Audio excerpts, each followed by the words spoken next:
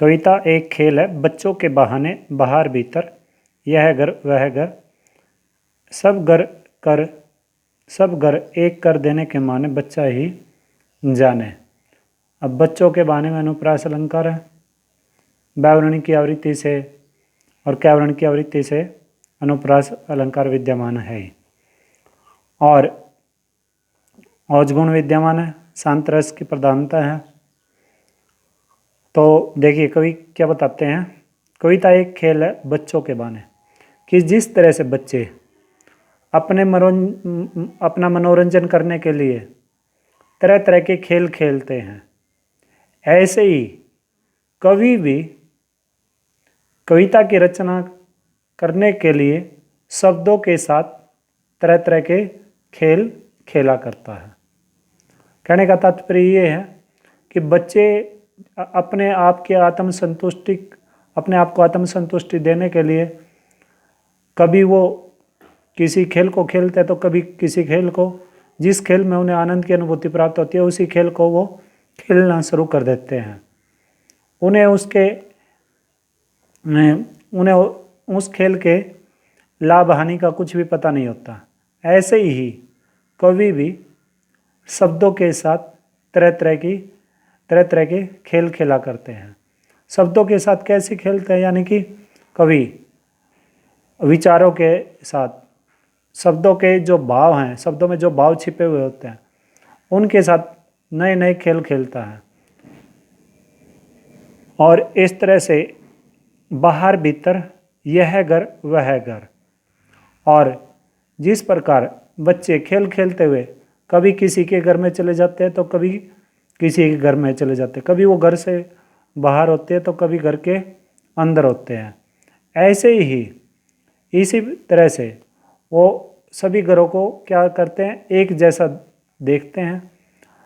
वो उन्हें ये पता ही नहीं होता कि अगर उनकी किसी के साथ लड़ाई झगड़ा है, किसी अड़ोसी पड़ोसी के साथ, उन्हें इस बात का एहसास ही नहीं होता कि इनके साथ हमारा लड़ाई झगड़ा या किसी प्रकार से भेदभाव है।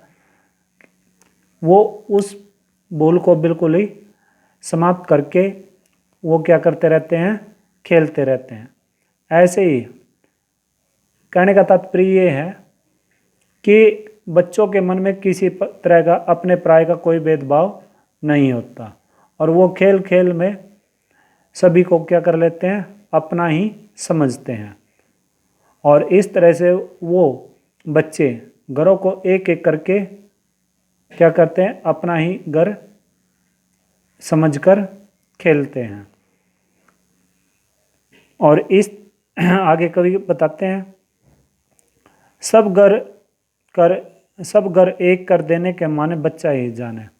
और इस तरह से खेल खेल में बच्चा सभी घरों को क्या कर देता है, एक ही बना देता है, यानी कि उसकी समझ में सभी घर अपने ही होते हैं।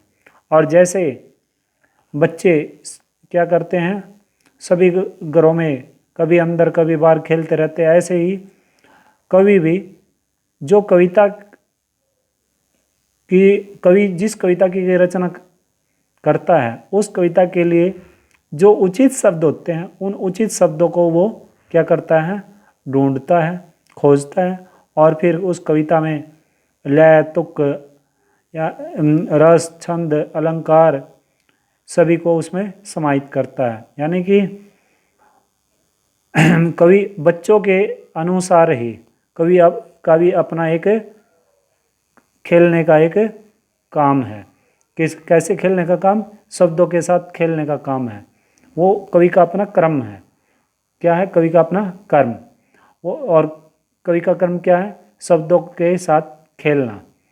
और शब्दों के माध्यम से कवि अपने मन की बातों को संसार की से संबंधित, चाहे वो धर्म से संबंधित हो, चाहे वो आर्थिकता से संबंधित हो या सांसारिकता से संबंधित हो, राजनीतिक से संबंधित हो, किसी भी, या फिर अपनों से संबंधित हो या परायों से संबंधित हो, सब ग्रहों के मनोभाव को क्या करता है, अपनी विचारधारा के माध्यम से, यानी कि जिस कविता की कवि रचना करता है उस कविता के में जो विचारधारा कवि की छिपी हुई है उस विचारधारा से क्या करता है, उन्हें प्रकट करता है।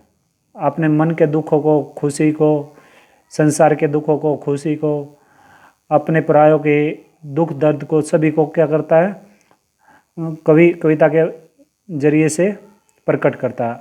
और इस तरह से वह सबको एक जैसा मानकर उनकी भावनाओं को प्रकट करता है। ये कवि के कहने का तात्पर्य है इस कविता में।